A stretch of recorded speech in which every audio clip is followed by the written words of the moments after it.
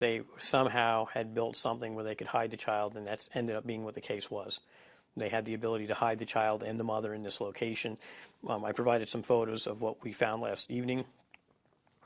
So I think they, even last night, knowing that we had the search warrant and we entered the residence, the father, Shultis Jr., Kirk Shultis Jr., and the grandfather, Kirk Shultis Sr., they were adamant with our officers that the child was not there, that Kimberly was not there, that we weren't going to find anything. And that's so, which led me to believe, after the fact, that they had done this so many times and gotten away with it, they just figured that we would give up after a while and leave. However, every officer that was involved there last evening, the state troopers and our uniformed officers, nobody was leaving without that child. We honestly believe that that child was there. And of course, at the end of the day, that's exactly what the case was. The child was hidden in that residence. So actually, Detective Eric Thiel, one of my detectives, walked up and down the steps a number of times during the course of the search.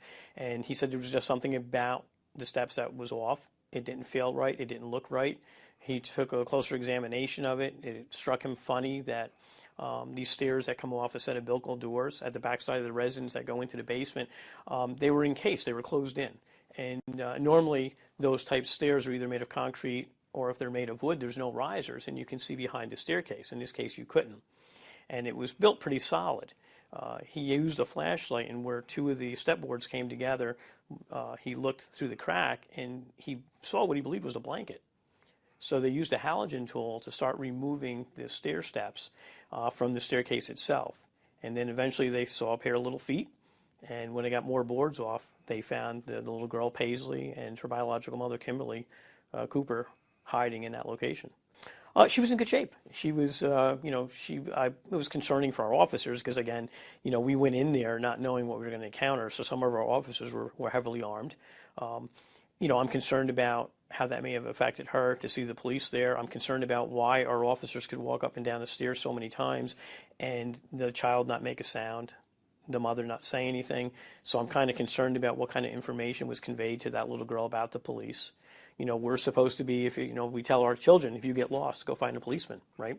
And the policemen are there to help you. And in this particular case, I'm sure that that's not what the child was told. I'm sure it was quite differently, and that's probably why the child remained so still and so quiet. And probably, I would say, between 3.5 to 4 hours. I can tell you that on the way back here from the residence, we brought the little girl back here to be seen by paramedics. And when our detectives were driving past McDonald's on 212, she got all excited, and she said, "Is that a McDonald's?" And the detective said, "Yes, it is." And she said, I remember I liked McDonald's food. I haven't had it in so long. The detective just turned right around and went right back to McDonald's and went through the drive-thru and picked up Paislee a meal and brought her back to headquarters. Yeah.